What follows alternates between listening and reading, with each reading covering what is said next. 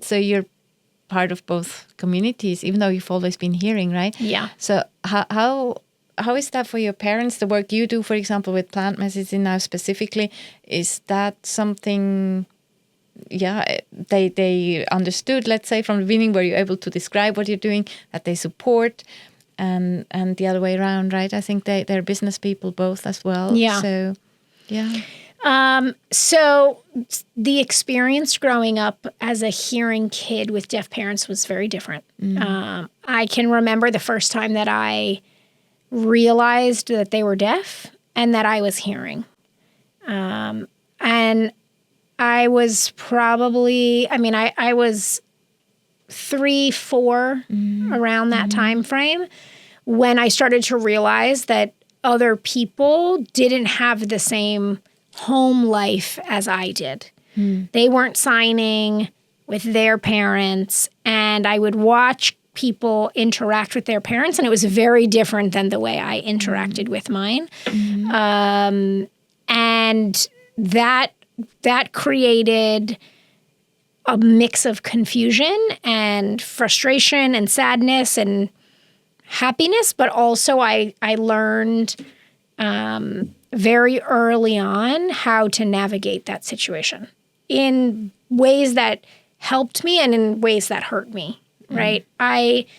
It created a power dynamic for me that I could control a lot of situations to my benefit, not my parents' benefit, but vice versa. Yes. And so navigating that was challenging at times, and also very freeing at times. And so I learned English when I was 5. I learned English in school, and knowing how to navigate those two worlds was lonely and fun and exciting at the same time. Because it's a sense of split identities. And I could be in one when I wanted, and I could be in the other when I wanted, or I was in both at the same time. And I think that was some of the challenge, or feeling like there were two different versions of me. And not being able to fully be in one or fully be in the other. It was, I can be in one, but the minute somebody else came around from the other community, it was like, why don't I have to figure out how to do this with both at the same time?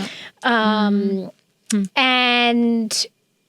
it's one of those, I think it's always been for me, one of those things where, because I grew up inside of my house where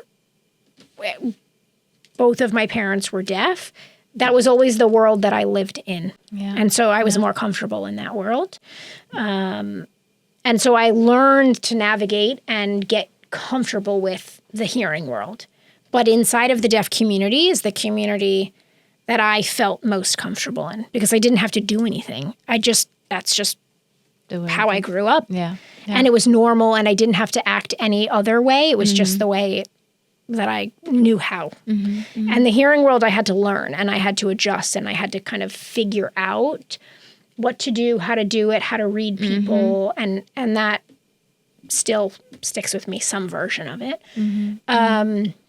My business journey started with going into accessibility and inclusion and supporting the deaf community, because it was such a big piece of me, and it is such a big piece of me. And I think it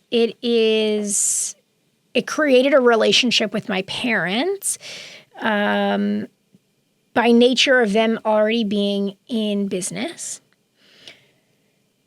I think they had a lot of pride and joy in me going into business with the intention of supporting them, right? With the idea that I created a business where they were the end consumer. And I was serving them in some way. And I think that I think they have a lot of pride and joy around that.